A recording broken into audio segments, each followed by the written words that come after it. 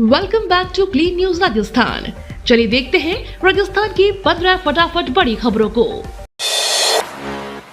मैं देश भर में अति संतुष्ट पॉलिटिशियन हूँ, इशारों में किस पर निशाना साध गए सीएम गहलोत। राजस्थान के मुख्यमंत्री अशोक गहलोत ने कहा कि मैं 3 बार मुख्यमंत्री बन गया हूँ। मैं देश भर में आज अति संतुष्ट पॉलिटिशियन हूँ। सीएम गहलोत ने कहा कि मैं NSUI से यहाँ तक पहुँचा हूँ।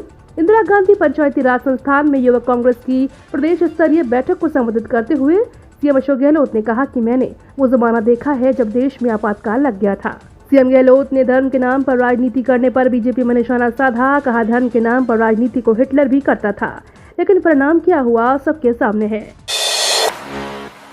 सीएम गहलोत बोले, 2 महीने पहले मिल जाएगा टिकट। राजस्थान के मुख्यमंत्री अशोक गहलोत ने कहा कि आसाम की तरह 2 महीने पहले ही टिकट मिल जाएगा। सीएम अशोक गहलोत ने कहा कि इस बार सिर्फ जीतने वालों को ही टिकट मिलेगा। गहलोत ने कहा कि भले ही धन की बात हो, लेकिन चुनाव में दिल जीतना बड़ी बात होती है। जो दिल जीतता है वही चुनाव जीतता है। सीएम अशोक गहलोत ने कहा कि मैं प्रदेश प्रभारी रंधावा से भी बात कर चुका हूँ। यूथ कांग्रेस के नेता टिकट के लिए दावेदारी करे, लेकिन जब टिकट तय करने की संसदीय बोर्ड बैठता है उस वक्त यूथ कांग्रेस वाले टिकट मांगते, मैं उनके खिलाफ हूँ। यूथ कांग्रेस के टिकटदार सर्वे में ही अपना नाम दिलवा ले। कांग्रेस का बड़ा दावा, गांधी के 50,000 अनुयायी बनाने की तैयारी। राष्ट्रपिता महात्मा गांधी के सपनों का भारत बनाने का दावा करने वाली कांग्रेस पार्टी अब चुनावों में जीत के लिए गांधी के अनुयायियों की मदद लेगी। सरकार ने शांति और अहिंसा निदेशालय बनाया है। राजधानी जयपुर में 2 दिन तक गांधी दर्शन सम्मेलन आयोजित हुआ था।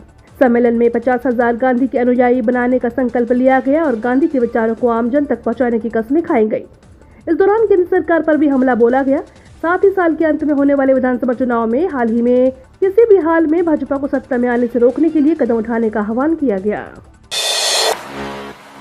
सीएम अशोक गहलोत ने खुद बताया टिकट बंटवारे का फॉर्मूला। राजस्थान में सत्ता की वापसी को लेकर बेचैन कांग्रेस ने गुरुवार को जीत का रणघोष किया। यूथ कांग्रेस की प्रदेश कार्यकारिणी की पहली बैठक में मुख्यमंत्री गहलोत ने कहा कि चुनाव आने वाले हैं, सिर्फ और सिर्फ जीतने वाले उम्मीदवारों को ही टिकट देना चाहिए, तभी चुनाव में जीत संभव है। टिकट मिलने की तैयारी के लिए उम्मीदवार को वक्त नहीं मिलता, 2 महीने पहले ही टिकट तय हो जाने चाहिए। वसुंधरा राजे ने जमकर की पीएम मोदी की तारीफ। राजस्थान के पूर्व सीएम और भाजपा के राष्ट्रीय उपाध्यक्ष वसुंधरा राजे सिंधिया ने कहा कि मोदी ने अपने 9 साल के कार्यकाल में देश की सूरत को बदलने का काम किया है। विभिन्न कार्यक्रमों से जनता को सीधे लाभ पहुँचाने का काम हुआ है। डिजिटल क्रांति के सहारे देश में बहुत बड़ी क्रांति आई और हम दुनिया के सीधे कनेक्ट हो गए। जिस जनता के लिए मोदी जी ने अनवरत कार्य किए, अब आने वाले चुनाव में जनता को मोदी जी का साथ देना होगा ताकि देश और तरक्की कर सके। वे गुरुवार को शहर के एक होटल के पत्रकारों को संबोधित कर रही थी। कहा, देश की तरक्की की रफ्तार देख विकसित देश के लोग आने वाली सदी भारत के होने की बात करने लगे हैं।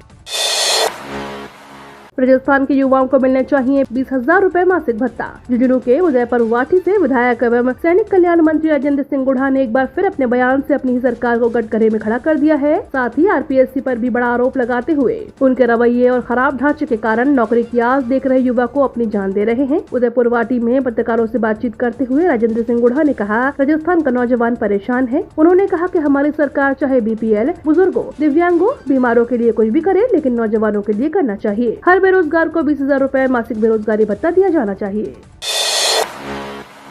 डूंगरपुर के किसानों की हुई मौज। डूंगरपुर जिले में जनजाति वर्ग के लघु सीमांत किसानों को राज्य सरकार ने बड़ी राहत दी है।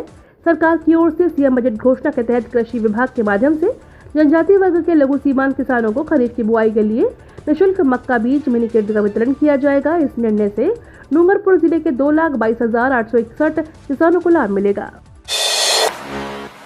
राजस्थान सरकार को मिला महाभ्रष्ट का तमगा।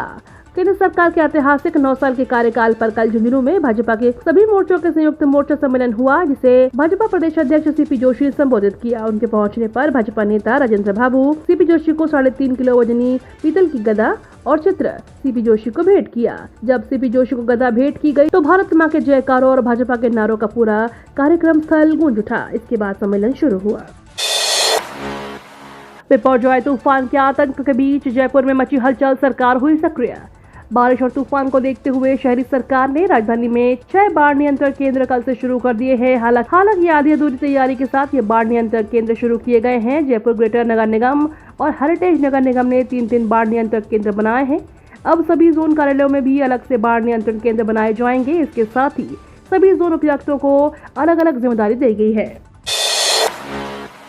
अब केवल 7 दिन में मिलेगा बिजली का नया कनेक्शन।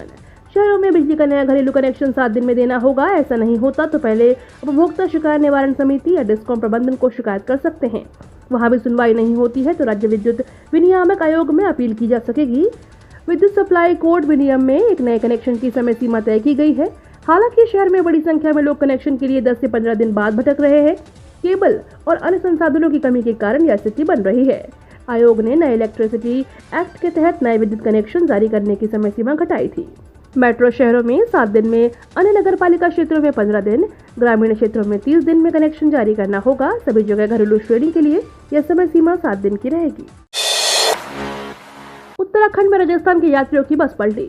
उत्तराखंड में गुरुवार को राजस्थान के यात्रियों की बस ऋषिकेश बद्रीनाथ नेशनल हाईवे पर हादसे का शिकार हो गई। बस में सवार 30 यात्री बद्रीनाथ धाम के दर्शन कर लौट रहे थे। जानकारों के अनुसार हादसा धारी देवी के पास चमसार में हुआ। सभी यात्री जयपुर समेत राजस्थान के अन्य शहरों में बताए जा रहे हैं। प्रत्यक्षदर्शियों के अनुसार गुरुवार सुबह बद्री विशाल के दर्शन कर लौट रहे यात्रियों से भरी बस चमसार में अनियंत्रित होकर सड़क पर पलट गई। बस में 30 यात्री सवार थे, जिनमें से 15 यात्री घायल हो गए। घायल 15 लोगों में से एक गंभीर बताया जा रहा है। गनीमत रही कि ये बड़ा हादसा टल गया। सीएम गहलोत ने चुनाव जीतने के बताए 5 नुस्खे। राजस्थान में इस बार चुनावी साल है और पार्टियां इलेक्शन मोड में आ चुकी हैं। हर कोई चुनाव जीतना चाहता है और जीत के अपने अपने नुस्खे भी होते हैं। सीएम अशोक गहलोत ने भी यूथ कांग्रेस की नवनिर्वाचित कार्यकारिणी की पहली बैठक में चुनाव और उनमें जीत की बात कही। सीएम ने साफ कहा कि चुनावी तभी जीत सकते हैं जब जिताऊ चेहरों को टिकट दिए जाएंगे। उन्होंने कार्यकर्ताओं को मैसेज करते हुए कहा कि आलाकमान का फैसला सभी को मानना चाहिए, भले ही उसके लिए दिल पर पत्थर रखना पड़े। सीएम ने कार्यकर्ताओं से आह्वान करते हुए कहा कि चुनाव में लोग पैसा खर्च करते हैं और खर्च करने के लिए तैयार भी रहते हैं, लेकिन पैसा ही सब कुछ नहीं होता। सीएम अशोक गहलोत ने कहा कि चुनाव जीतने के लिए लोगों को दिल भी जीतने होते हैं। एशिया कप 2023 के लिए डेट और वेन्यू का ऐलान। लंबे इंतजार और विवादों के बाद आखिर एशिया कप 2023 के लिए डेट और वेन्यू का ऐलान हो गया है। एशियाई क्रिकेट परिषद ने प्रतियोगिता के 2 मेजबान राष्ट्रों के रूप में पाकिस्तान और श्रीलंका की पुष्टि की है। एशिया कप 2023 31 अगस्त से 17 सितंबर तक खेला जाएगा। 13 मैचों में से 4 मैच पाकिस्तान में आयोजित किए जाएंगे। हालांकि AACC की ओर से अभी तक अनुसूची जारी नहीं की गई है, लेकिन उम्मीद की जा रही है कि पाकिस्तान और नेपाल के बीच का मैच उन 4 मैचों में शामिल होगा। गहलोत सरकार ने 827 चिकित्सकों को दी पदोन्नति। RPSC में हुई DPC की बैठक। राजस्थान चिकित्सा विभाग के अधीन कार्यरत 1637 चिकित्सकों को पदोन्नति प्रदान करने के लिए RPSC ने विभागीय पदोन्नति की बैठक हुई। विभागीय पदोन्नति समिति ने 827 चिकित्सकों को पदोन्नति प्रदान किए जाने की अभिशंसा की है। 1 अप्रैल 2022 एवं इससे पूर्व के प्रकरणों में चिकित्सा अधिकारी, वरिष्ठ चिकित्सा अधिकारी, कनिष्ठ विशेषज्ञ, वरिष्ठ चिकित्सा अधिकारी, कनिष्ठ विशेषज्ञ से उपनिदेशक, वरिष्ठ विशेषज्ञ से प्रमुख मुख्य चिकित्सा अधिकारी और मुख्य विशेषज्ञ की पदोन्नति की गई है, जिनके पदोन्नति आदेश स्वास्थ्य मंत्री द्वारा जारी किए जाएंगे। इन पदोन्नति के बाद लगभग 600 चिकित्सा अधिकारियों के सीधी भर्ती के लिए रिक्त पद प्राप्त हो जाएंगे। नीट यूजी में यूपी के सबसे अधिक स्टूडेंट हुए पास। नेशनल टेस्टिंग एजेंसी के नीट यूजी रिजल्ट में इस साल सबसे अधिक यूपी के स्टूडेंट पास हुए हैं।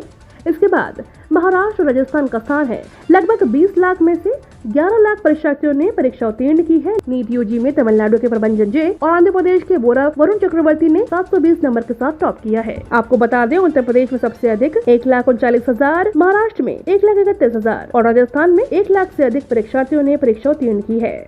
ये तो थी राजस्थान की बड़ी खबरें। रोजाना सबसे पहले अपडेट पाने के लिए क्लीन न्यूज राजस्थान को अभी सब्सक्राइब करें।